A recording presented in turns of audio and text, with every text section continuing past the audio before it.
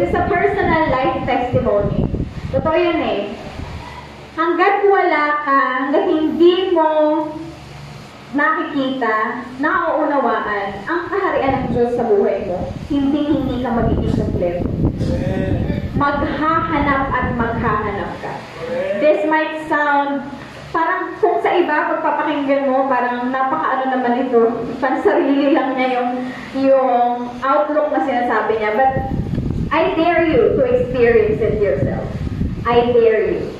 And then afterwards, tell me if we will have the same outlook or not. Yun lang.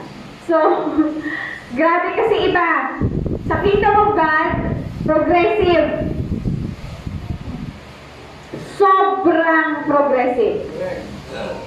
At tatandaan nyo, lahat ng sinasabi ng mga tumatayong dito sa unahan, lalong-lalo ni Bishop, lahat ng mga sinasabi niya na paulit-ulit-ulit, tatandaan natin yun.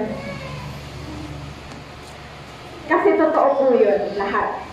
And it will come to you as an experience. Hindi lang siya basta darating sa iyo bilang salita, darating siya sa ating mga buhay bilang pagpapatotoo itself.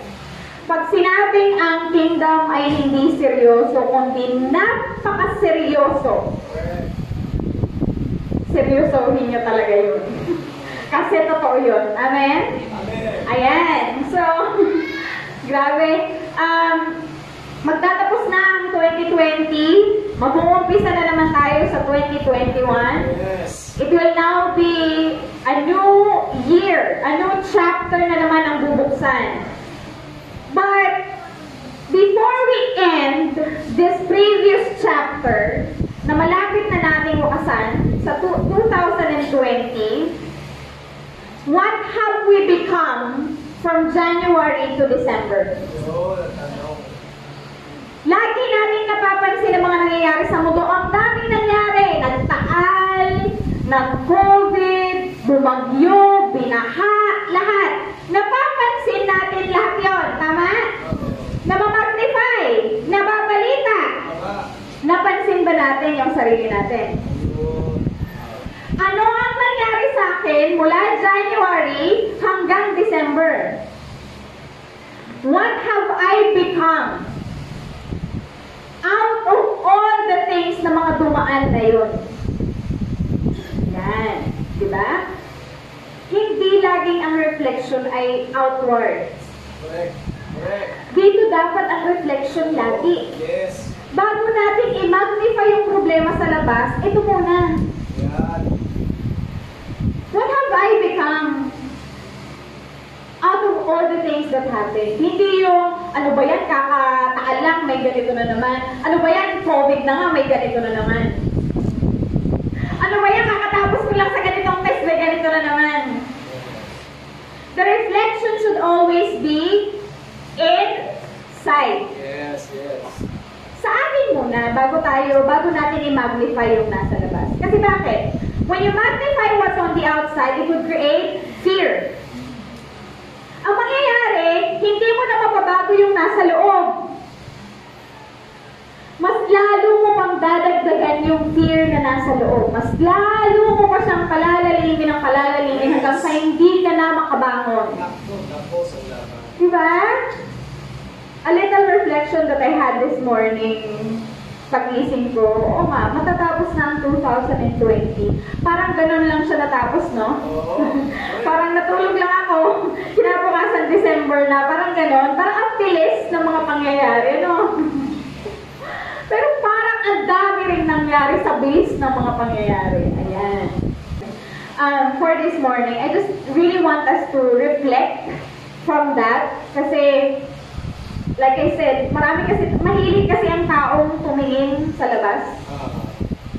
Mahilig ang tao, alam mo yun, ang mata ng tao masyadong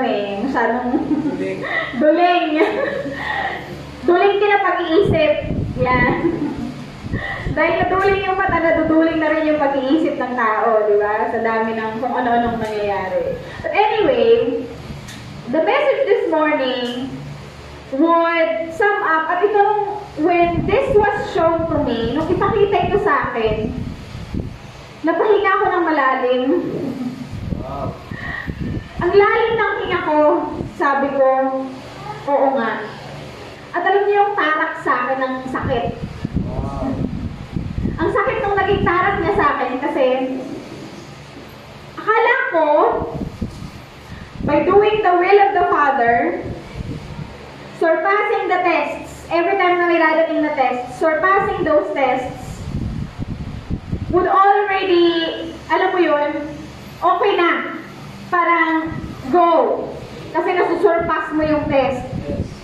Ginagawa mo yung will niya, nasusurpass mo yung test, okay, go. Maganda yung nagiging lakad ng buhay mo. But when I read the life of this king, grabe yung reflection sa akin ng buhay niya. Sobrang iba yung reflection ng buhay niya sa akin. I know that not all of you, some of you might just relate to the first, the second, or the third point. Ang mahalaga, maunawaan ang maalin sa una, pangalawa, pangatlo. This time, 4 na purpose tayo. 4 steps. Again, hindi guarantee na mauunawaan nyo from the first to the fourth eh. Laging ganun. May tatatak lang na either the first, the second, the third, or the fourth. Yes. Okay na yun. For as long as you will apply it. For as long as pamumuhayan natin yun. Kesa naman sa uluhin natin yung first, second, third, fourth hanggang sa ulo na lang. Oh, yes. I cross that. Lumaki yung ulo, hindi na bumaba sa katawan, hindi na naigawa. Yan. So, huwag na nating patagalin. The story this morning actually, hindi ko alam na ganun yung buhay niya. Na-amaze ako sa buhay niya kasi of all the kings in the Old Testament and of all yung mga tao na ginamit ng Father sa Old Testament, siya ang kaisa-isang hari na binanggit. Oh, yan. Grabe yung accounts niya sa scripture. His story was told 6 times. 6 na beses na pinaulit-ulit ang kwento ng buhay niya. Sabi ko, bakit kaya 6 na beses to? Napakarami naman. Parang, ibig sabihin, may ipinararating ng Ama sa buhay niya. Napakahalaga, yes. Na napakahalaga. Kasi the mere fact na 6 times siyang i-mention sa scripture itself under 6 books. At hindi lang basta-basta books. Some of the accounts are even under the greatest prophets in the Old Testament. Wow. Ganon kahalaga yung buhay niya. Ano pa yung accounts niya? His name was mentioned 117 times. At kahit si King Solomon, ikinote siya sa Book of Proverbs. Oh my God. Exciting yan. His life, his name was mentioned in 10 books in the scripture. Sabi ko, grabe namang kahalaga ang buhay ng taong ito. Na ganun siya karaming beses na binanggit, pinaulit-ulit-ulit ng Ama ang buhay niya. At marami kong wonders and miracles ang pinerform ng Ama sa kanya. Na halos hindi nakapanipaniwala. Nangyari sa panahon niya. Sa totoo lang, his life had so many revelations, pero isang anggulo lang ang pupuntahan muna natin doon. Hindi natin uhukayin lahat kasi baka abutin tayo, baka maging conference to kapag hinukay natin ito lahat. Isa lang, mag-uumpisa tayo sa pinakamababaw at sa pinaka-umpisa kasi doon tayo sa foundation. Doon tayo sa pinakasimple, papunta sa progressive yan. Hanggang sa makuha natin yung pinakamalalim na kahulugan kung bakit ganong beses siyang binanggit sa scripture. Gusto ko, i-release siya na pero by meeting kung i-release o hindi. Ayan. So, bigyan ko lang kayo ng counting background sa buhay ng haring ito. Ito ay hari. He is a king. And later, malalaman natin kung anong klaseng hari siya. At bakit gano'n na lang siya banggitin sa scripture. This king is the son of Ahaz. Para malaman ng lahat, si Ahaz ang isa sa pinaka-wicked na king nung panahon niya. Siya ang namuno sa pag-worship ng mga idols during his time. Hindi siya namuno in a righteous way si Ahaz. So, ang tatay nitong taong ito, nanggaling siya sa masama. So, madilim yung pinagmulan ng pamilya nito. But this man, itong taong ito, mabalik ko lang. During his father's reign, wala siyang say. Kasi ang ama niya ang hari. Ang ama niya lang ang may karapatang magdesisyon. Ang ama niya lang ang may authority na magpalakad ng kaharian niya. So kahit na siya tutol sa kanyang ama, hindi siya magsasalita. Nanahimik siya. Kasi ito ang hari. Yes. Nanahimik siya. Kasi nandito yung authority. But during his time, nang dumating na ang kanyang panahon na siya na yung mamumuno nang mamatay ang kanyang ama, he started afresh. Yan. Our topic for today, pag-uusapan natin is the life of Hezekiah. Okay. Yan. Narinig niyo na ba si Hezekiah? Yes. Narinig niyo ng pangalan ni Hezekiah? I have heard his name before, pero hindi ko alam ganun pala kalalim yung buhay niya. Sobrang malalim pala yung buhay ni Hezekiah. The life of Hezekiah, isa-summarize lang natin yung message into 4 steps sa buhay ni Hezekiah. And this is so much, I don't know, pero ako, ganun talaga ang message eh. Sa'yo muna ang reflection bago sa labas eh. Laging ikaw muna bago yung labas. The life of Hezekiah, tulad ng sabi ko sa inyo, the root isn't that good. The father is wicked. Makasalanan yung kanyang ama. Siya yung hari na puro kasamaan ang ginagawa. But Hezekiah during his throne, nung siya na ngayon ang pumalit sa pwesto ni Ahaz na kanyang ama, came the first step in his life. Buksan natin. 2 Kings 18, 1-7. 1 muna. 1. Okay lang po kahit Tagalog. O kahit ano, okay lang. Kahit Tagalog. Okay. 2 Kings 18, verse 1 muna tayo. Sususugin natin yan para makilala natin. And this is the first step. Nangyari na ikatlong taon ni Oseas na anak ni Ela na hari sa Israel na si Ezekias na anak ni Ahaz na hari ni sa Juda ay nagpasimulang maghari. So this is the time of his reign. Next verse. First step in his life. When he stepped up. May 25 taon siya nang magpasimulang maghari. So he was 25 years old at his prime nung maging siyang hari. At siya ay nagharing 29 na taon sa Jerusalem at ang pangalan ng kanyang ina ay Abi na anak ni Zacarias. So kilala na natin si Hezekiah. Siya ay anak ni Ahaz na namuno at his age of 25. Next verse. At siya ay gumawa ng matuwid sa harap ng mga mata ng Panginoon ayon sa lahat na ginawa ni David na kanyang magulang. Hindi kinot si Ahaz. Pero si Ahaz ang tatay niya.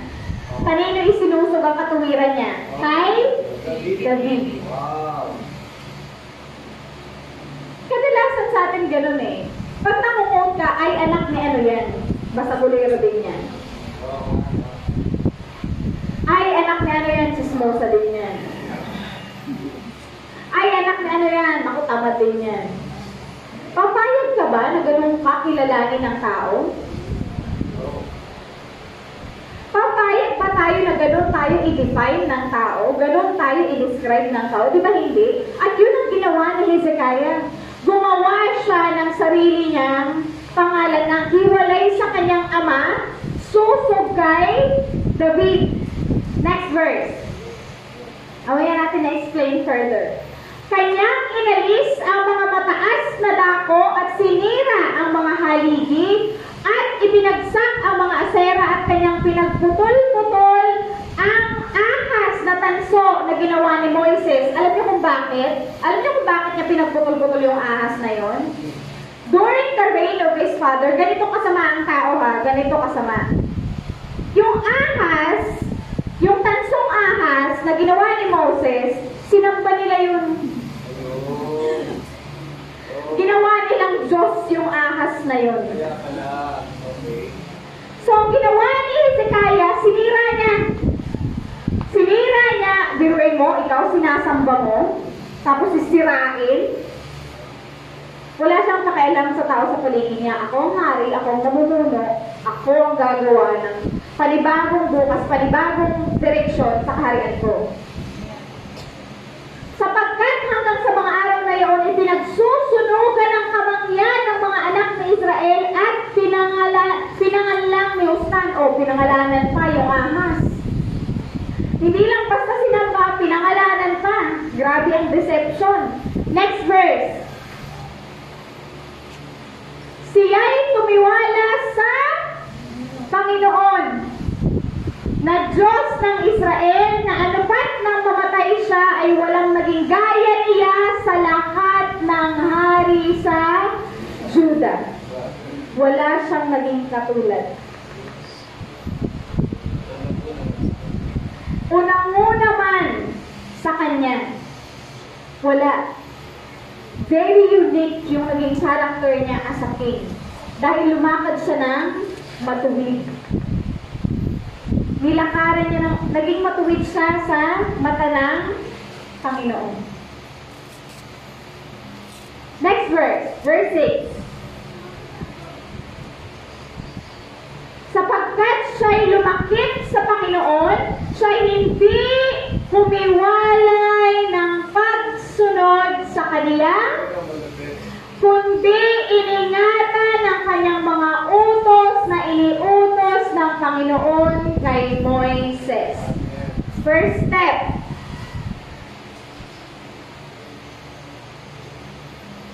Marunong na ba tayong sumunod?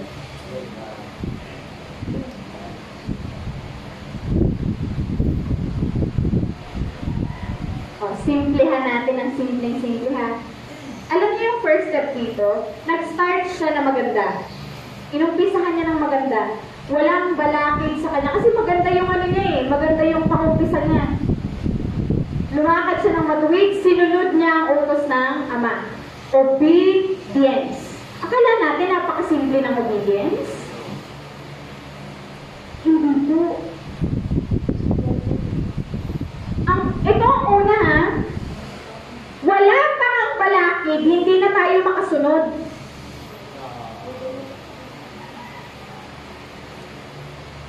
Wala pang balakid, hindi na natin kayang sumunod. O ito na lang, napakasimple, very, very simple logic. Marami pa itong marirelate sa mga bahay eh. Umpisahan natin dito sa embassy. Every Sunday, may pumipigil ba sa'yo na pumunta ka dito?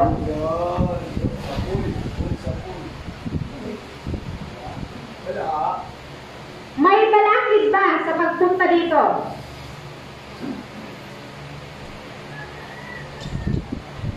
Freely.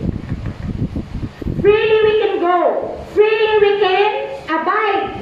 Freely we can follow. Pero anong ginagawa? Ulitin ko, wala pang balakid na hindi na tayo makasunod.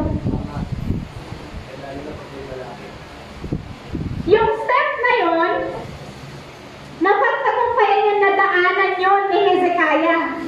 Kasi sumunod siya. Eh tayo, December na.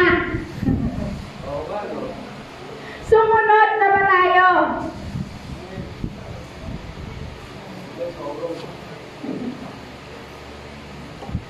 Ang steps ng hagdan, paakyat ha, hindi pababa. Uulitin ko, wala pang balakid yan, sumunod na ba tayo? Eh ano pa yung may pipigil sa'yo? Eh di lalo ka nang hindi sumunod.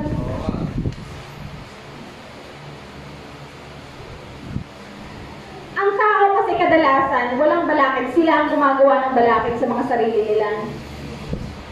Tama? Yun yung tinatawag na excuses. O, mga bata, inuutusan. Nak, maghugas ka naman muna ng pinggan. Ay, hawak ang cellphone at ML na lang. Ano ginagawa ko?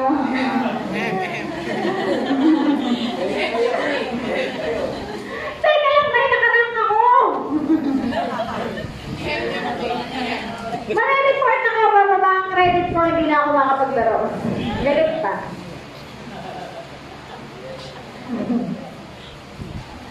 Ano? Tama o mali? Doon pa lang sa mga maliliit na bagay na yun. O ito pa. Simple ulit. Sa pag-aasawa. Pinasok mo ang pag-aasawa, ha? Sumusunod ka na ba sa asawa mo?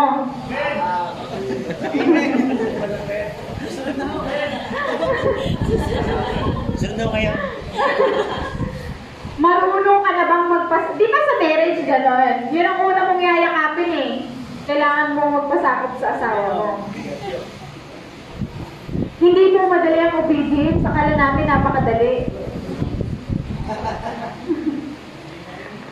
Wala pa nga tayong hindrance, wala pang inilalagay na challenge, wala pang inilalagay na balakid sa harap natin, hindi na tayo makasunod. But Hezekiah gladly followed, obeyed, abide.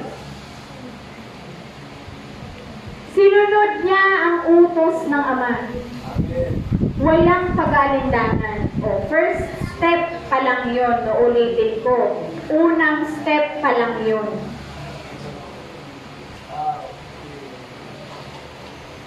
So sometimes, the challenges that comes to us, hindi lahat ng challenges na nararanasan natin, bunga ng kung anong nangyayari sa paligid natin. Kadalasan, bunga din yun ang gawain natin. Oo nga.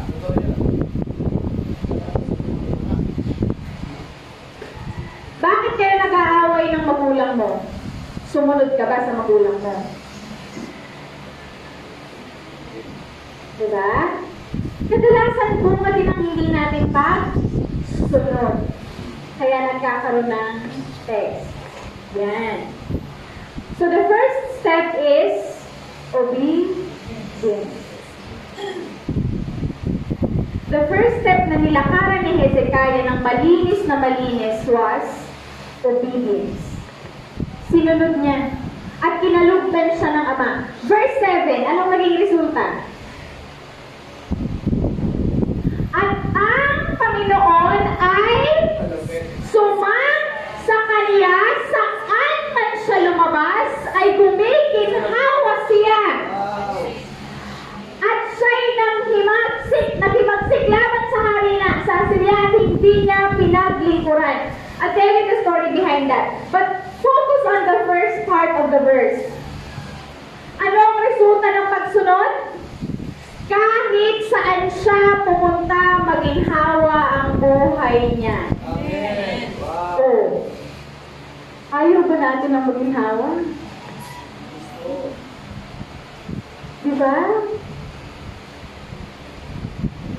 Minsan kaya may pag-aaway kasi hindi marunong sumunod. Tandaan natin yan, the reward for obedience ay kaginhawahan. At ang Diyos ay sa iyo. Naka-move on tayo sa first step. Again, i-meditate na, tingnan natin. Nakalampas na ba tayo sa first step na yun? Baka first step pa lang, pwede na akong tumigil. I-conclude ko na. mag-conclude na tayo. Next! Maaaring dumating pa ito sa inyong message na ito. And again, I declare kingdom understanding and revelation must sa inyo. And wisdom. Yan. Kasi mahirap po talaga ang steps. Ang pag-akyat sa steps ay mahirap, hindi madali. Unang baitang pa lang, maaari ka nang bumagsak. Second step, ito na. Nung walang palakid, walang kung anuman, nalampasan nyo ni Hezekiah. So, sumunod siya, nagpasakop siya. Ngayon, ang Lord, okay, sige, sumusunod ka na. So, nagpapasakop ka na sa akin, okay, maganda yan. Tingnan natin kung ready ka na sa second step. 2 Kings 18:28. Dumating ngayon ang pangalawang baita na hahakbangan ni Hezekiah. Bibigyan ko kayo ng background before we go here. During the time of the reign of Hezekiah, ang lugar nila, ang Israel, napapalibutan ng kaaway. Napapalibutan sila ng kaaway. Anytime, pwedeng may sumugod sa kanila, sakupin sila. At during that time, ang nagahari sa mga nakapaligid sa kanila ay ang Assyria, ang king ng Assyria. At ang Assyria, kung anong loobin niya, ginagawa niya sa mga bansang yon. For some reason, itong si Hezekiah, hindi siya sumunod dito sa hari ng Assyria. Kasi alam niya yung identity niya eh. Hari ako, ba't mo ko pangungunahan? Meron akong kakayahan, ba't mo ko pangungunahan? Diba? Now that during that time, so ikaw, may imagine mo ba ang daming nakapaligid sa'yo na kaaway? Buong paligid mo may mga kaaway.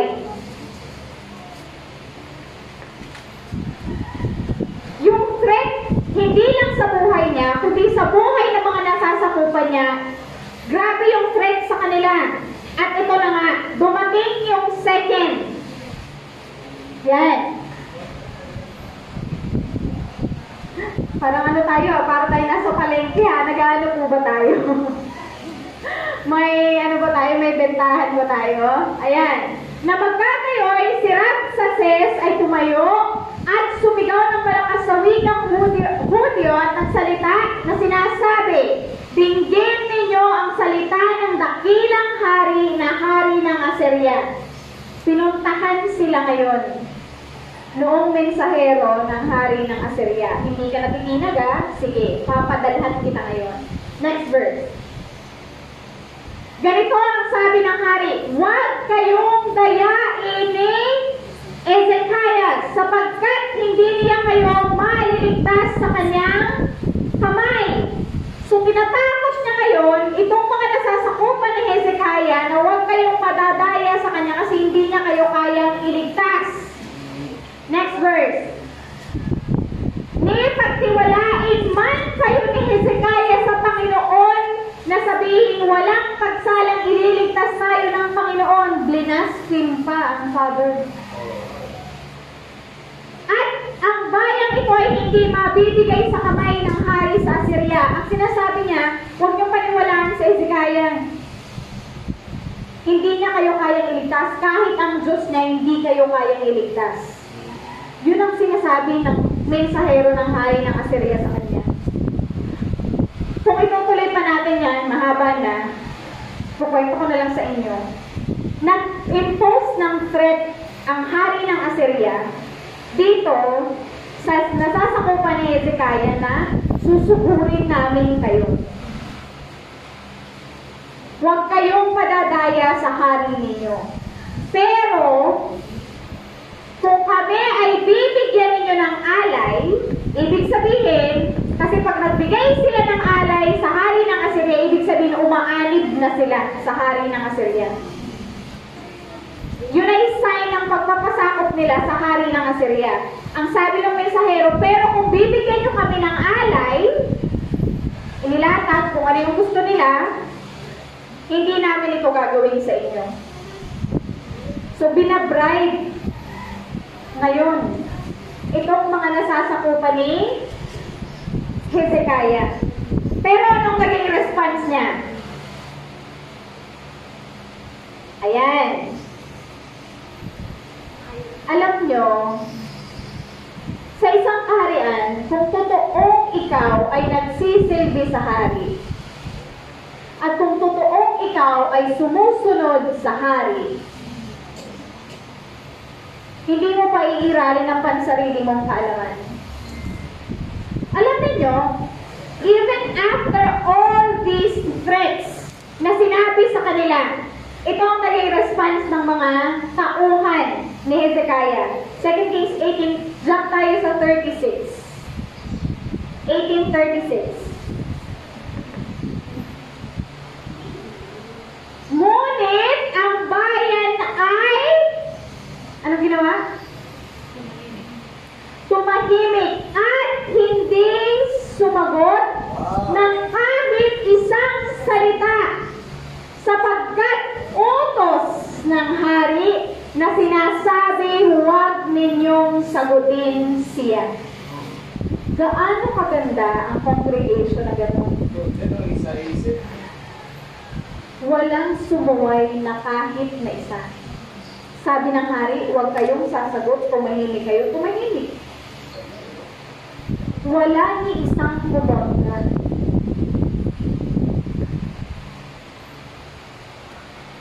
Kasi guided sila ng influence ng king. Kasi yung hari nila, ito lang ang sikreto dyan eh. Gusto mong pasunurin ang asawa mo, ikaw ba natuto ka ng sumunod? Ayun, kaya naman pala.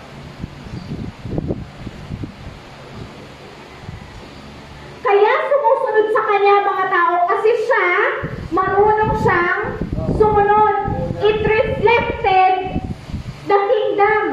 Yes, Nag-reflect yun sa mga tao niya kasi siya mismo, marunong siyang pakatawanan ng salita niya. Marunong ka na ba? Amen. Bago mo sabihin na ikaw hindi ka marunong sumunod, napuna mo na ba ang sarili mo? Marunong ka ba?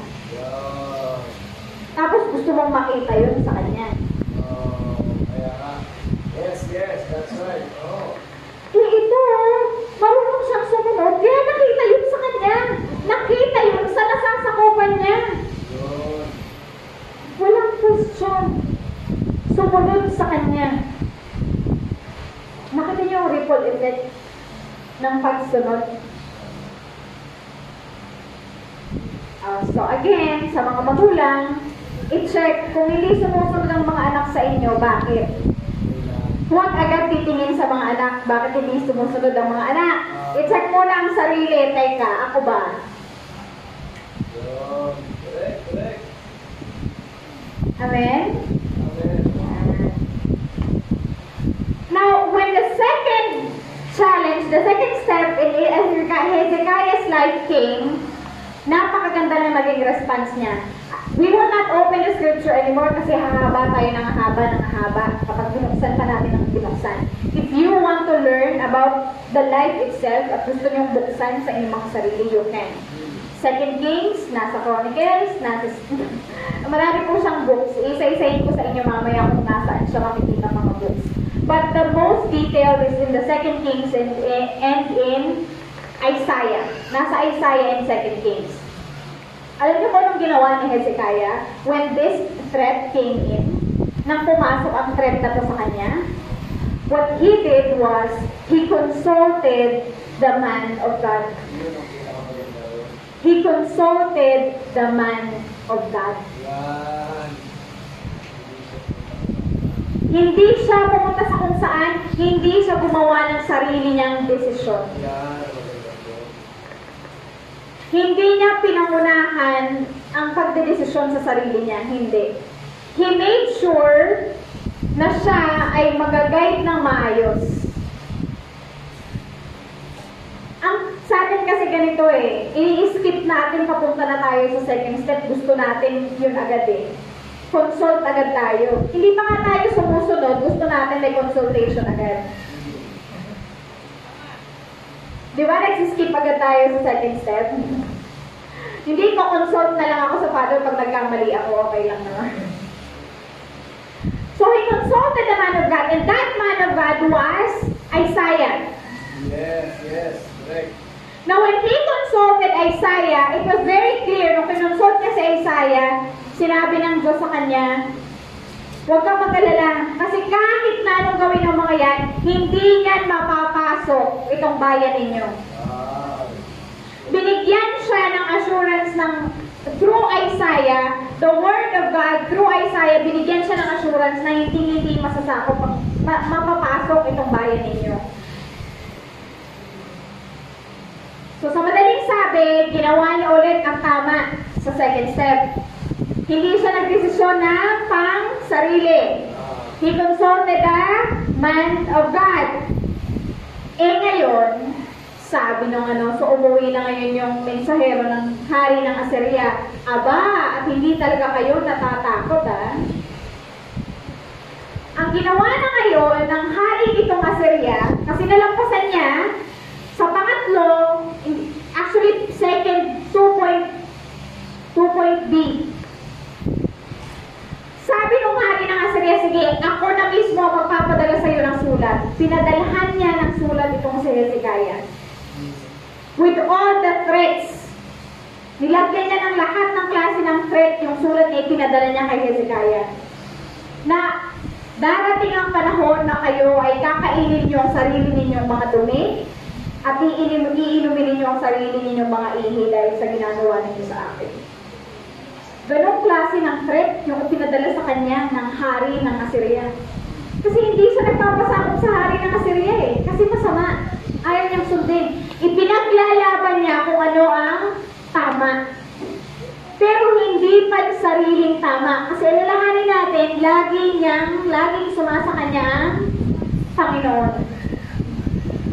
Now, kaya na ba natin i-defend ang faith natin? Amen. Sa kalagitnaan ng napakalaking kongregasyon, kaya na ba natin i-defend na nasa kingdom ako, nasa kaharian ako ng Diyos? Ito lang ang susundin ko. Yes. Now, here is the Father's response. Alam nyo, nung after that second threat na inimpose sa kanya ng hari ng Assyria, what Hezekiah did was, hindi na lang siya basta kumonsulta ngayon sa man of God. He himself directed to the Father. Dumiretso na siya ngayon sa Ama. When he consulted the Father, eto na, the Father's response was this, 2 Kings 19:32.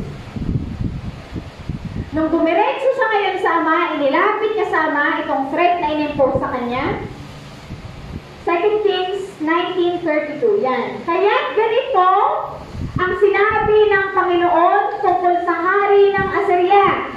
Siya'y hindi paririto sa bayang ito o magpapahilagpos man ang panariyan. Lihaharap man siya riyan na may kalasag o maghahagis man ng bunton laban doon. Hindi niya lang basta prinotektahan ang bayan ng Israel during that time. You want to know what happened to the king of Assyria and his armies? Gusto niyo malaman kung anong ginawa ng Lord? Dahil sa ginawang pagsunod ni Hezekiah? Dahil sa ginawa niya pagkonsulta sa Father? What he did, ito lang naman ang ginawa niya. Yung 185,000.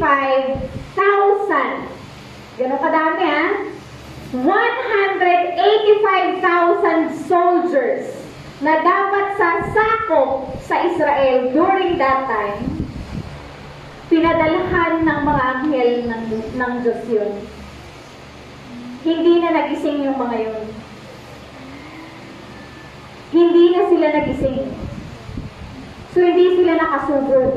Hindi lang yun. The king itself, alam niyo kung nangyari sa hari ng Assyria? Because he blasphemed the Father. Pinatay siya mismo ng tauhan niya. He was killed by his own army.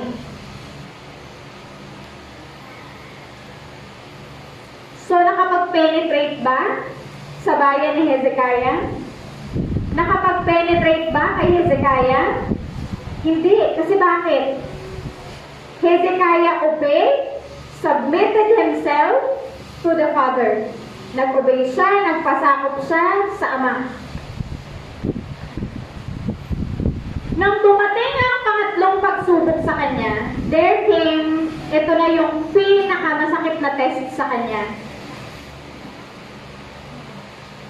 So, naging maganda yung lakad ng Israel during that time. The third test was, pumunta sa kanya si Isaiah, telling him na, sige, buksan na lang natin. Second, Isaiah 38:1-3. 38:1 muna.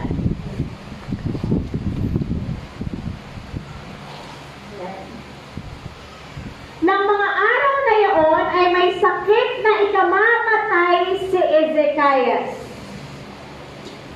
At si Isaias na propeta na anak ni Amos ay naparoon sa kanya at nagsabi sa kanya, ganito ang sabi ng Panginoon, ayusin mo ang iyong sambahayan sapagkat ikaw ay mamamatay at hindi mabubuhay.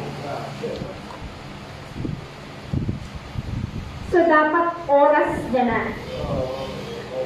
Ang nagsabi, ang Ama mismo through Isaiah. So, ito na oras mo na Sinabi na sa kanya, graceful pa nga ang Father na sinabi niya sa'yo. Na maganda ka, ilatag mo ng dapat mong ilatag kasi mamamatay ka na. Next verse. Nang magkagayoy, ipinihit ni Ezekias ang kanyang mukha sa panig at nanalangin sa Panginoon. Yan. Next, verse 3. At nagsabi, ibinadalangin ko sa iyo, O Panginoon. Anong naging prayer niya? Na iyong alalahanin kung paanong ako'y lumakad sa harap mo sa katotohanan at may dalisay na puso at gumawa ng mabuti sa iyong paningin, at si Ezekias ay umiyak ng di kawasa. Siguro, kahit naman sino, pag sinabihan kang mamamatay ka na, makakaramdam ka ng lungkot. Pero hindi, ang prayer niya, Father, remember my words. Na lumakad ako sa katotohanan, lumakad ako sa katuwiran ng naayon sa iyong kalooban. Ang ganda ng naging response ng Father dito. Sinabi niya na, nagpasabi siya na itong mangyayari sa iyo, but this is his response. Dito totoo yung dito totoo yung the Father answers the prayer of the righteous. Dito mag-a-apply yung binidinig ng Ama ang panalangin ng matuwid. Next verse. At nagsabi, na magkakayoy dumating ang salita ng Panginoon kay Isaías na nagsasabi. Next verse. Yan. Ikaw ay yumaon at sabihin mo kay Ezekias, ganito ang sabi ng Panginoon ng Diyos ni David na iyong magulang, aking dininig ang iyong panalangin, aking nakita ang iyong mga luha, narito aking idaragdag sa iyong mga kaarawan ang 15 taon. So yung death na naka-impose dapat sa kanya, naputol. In-extend pa ng Ama ang buhay niya for the next 15 years. Hindi lang yan. The Father has performed a very miraculous event. Sa susunod na natin pag-uusapan niya. Because it has a very important message to that. Actually, ang message dito, hindi yung una, pangalawa, pangatlo. The message here is this, the fourth. So, nalampasan to ni Hezekiah. Sumunod siya, nagpasakop siya, pinadalan siya ng test, nalampasan niya yung test kasama ang ama. Di ba gano'n naman ang step sa atin? Yes, yes. Ganon tayo tinitrain. Ganon ang step sa atin ng Father. Tama? Amen. Diba? That's how we are trained. Kaso, ito ang nagiging problema. Yung pang-apat, after this event happened, nung malaman ng mga taga-Babylonia na may sakit itong si Hezekiah, pinadalahan siya binisita siya actually, ng mga taga-Babylonia. Binisita siya, pinuntahan siya. Kaso ito yung masakit. Buksan natin ang mabilis lang. 2 Kings 20, 12 to 13. Yan. Ito yung nangyari at ito yung naging response ni Hezekiah. This is where the message is and this is where I end. Nang panahong yaon ay si Berodach Baladan na anak ni Baladan na hari sa Babylonia ay nagpadala ng mga sulat at ng kaloob kay Ezekias sapagkat kanyang nabalitaan na si Ezekias ay nagkasakit. Next verse. At pininig ni Ezekias sila at ipinakita sa kanila ang buong bahay ng kanyang mahalagang mga bagay, ang pilak at ang ginto at ang mga espesya at ang mahalagang langis at ang bahay na taguan. Huwag mo na yun. Hanggang doon muna. Anong napansin niyo sa verse na yun?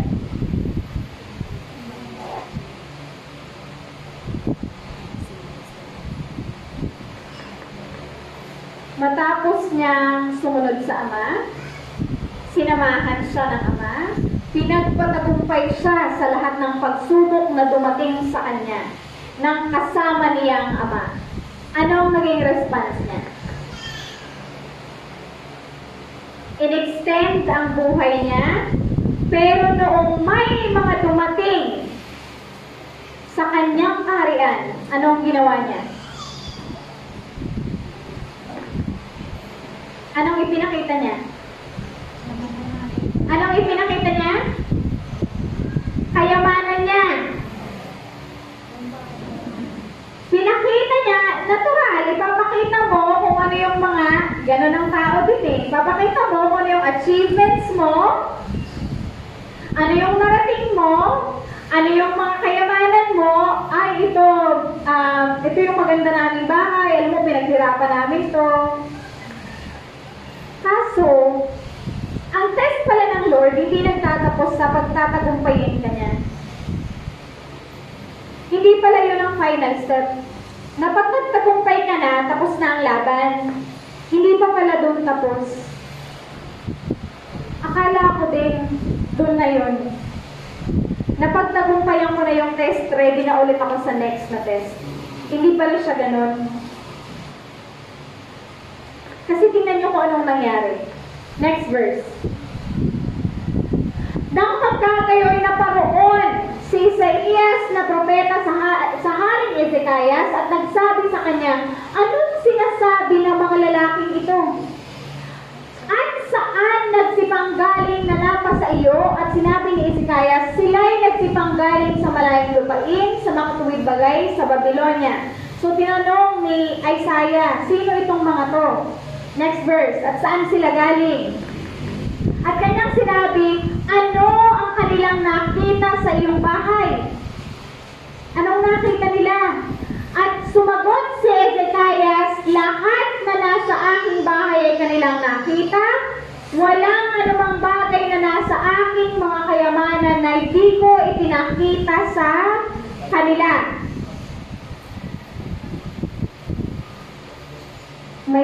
May mali o okay lang?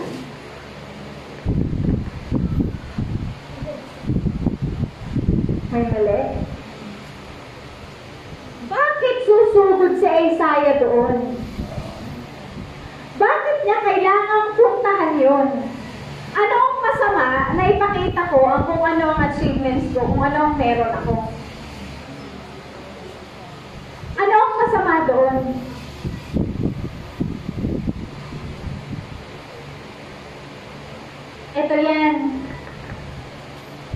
ganito eh.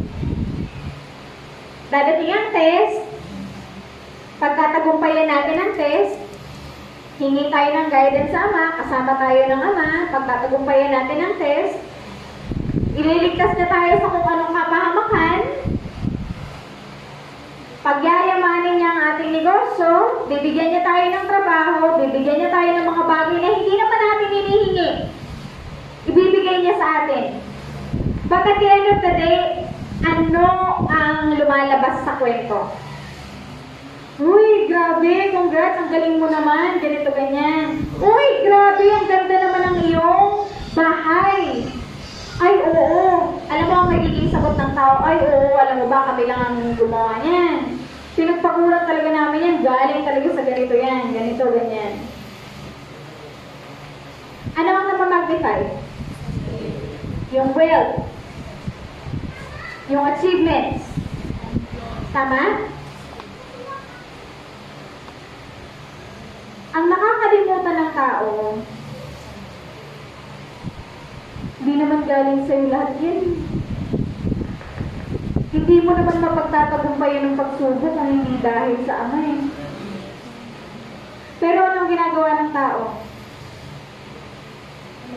Ito. Kaya tinanong siya ni Isaiah eh.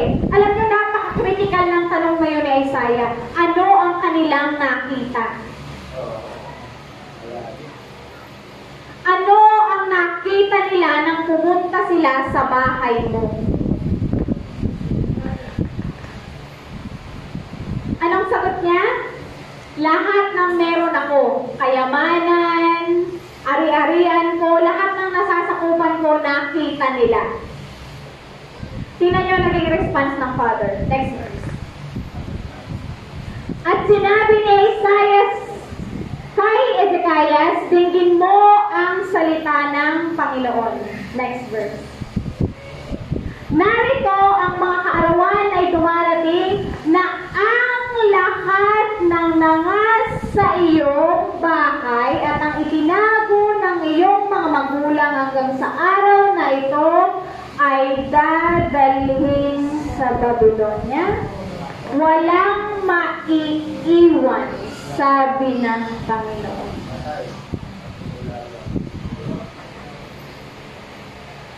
Ang ganda ng umpisa niya.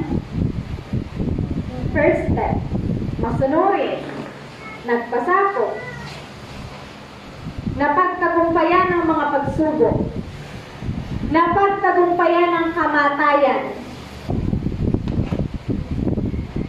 Sumunod, napagtagumpay ng kamatayan, dito sa huli.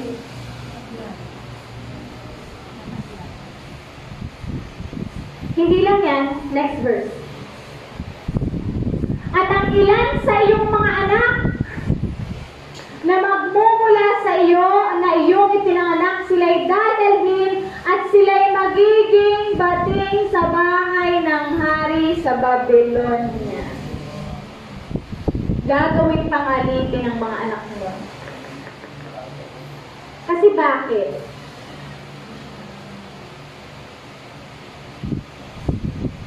Kaya tayo pinagtatagumpay ng Ama. Kaya tayo binibigyan ng mga bagay na kahit hindi natin deserve, dumadating sa atin. Is for His name to be glorified. Is for Him, for His character to be seen in you. Para makita ang kaharian niya sa buhay mo. Hindi para ipagmalaki mo ang sarili mo.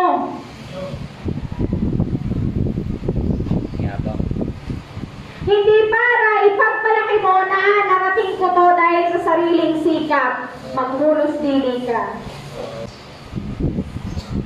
Walang sino man na makapagtatagumpay ng dahil lang sa kanyang sarili. Napakaganda ng umpisa. Ang ganda na naging start niya, ang dami niyang nilampasan. Alam mo yung nasa pang-apat na step ka na, biglang bumagsak ka. Balik ka sa umpisa. Wala tayong aangkinin kahit na anong pansariling akong gumawa nito. Huwag ganun. And this is very much kasi ito yung ito yung second phase ng and this gospel of the kingdom shall be preached all over the world as a testimony. As a testimony. And then the end shall come. Ang tao hindi ginagawa yung testimony. Hindi tinetestify ang gospel of the kingdom. Hindi dahil nahasa ako sa kaharian ng Diyos, ang Ama ang gumabay sa akin. Ito ay dahil nakilala ko na unawaan ko ang kaharian ng Diyos, nakilala ko na unawaan ko ang kalooban ng Ama sa buhay ko. Hindi ganun ang tao eh. Ang tao ay mamagnify sarili niya.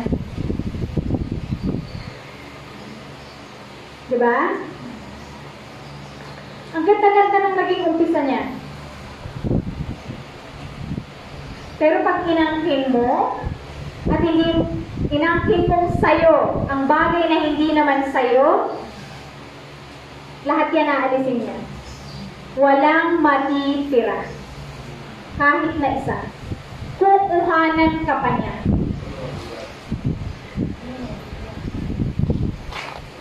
Pinahiram niya lang naman sa'yo yan eh. Again, wala pa tayo dun sa second. Sa first pa lang tayo, hindi pa nga tayo nakakausap dun sa una eh. Sa obedience, wala pa.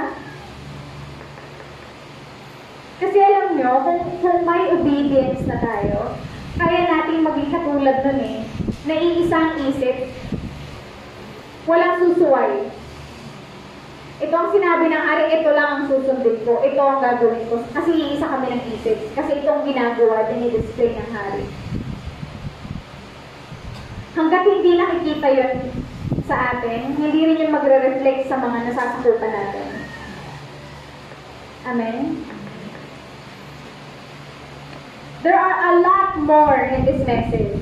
Pero sabi ko nga, very brief, umpisahan natin dun sa pinakasimple, pinakamababaw. In everything that we do, acknowledge the Father. Testify the Father through you. Sa pamamagitan mo. Hindi testify yourself. Hindi ganon. Testify the Father through you. Pinagtagumpay ako ng Ama. Ginamit lang ako ng Ama. Ako lang naging kasangkapan niya. Pero ang lahat ng ito ay gawa niya. Amen? Wala tayong aakuin na sa atin. Wala tayong aariin na sa atin. Kasi pag mas minahal mo yung mga bagay na yan, goodbye. Yes. Amen? Amen. Yeah.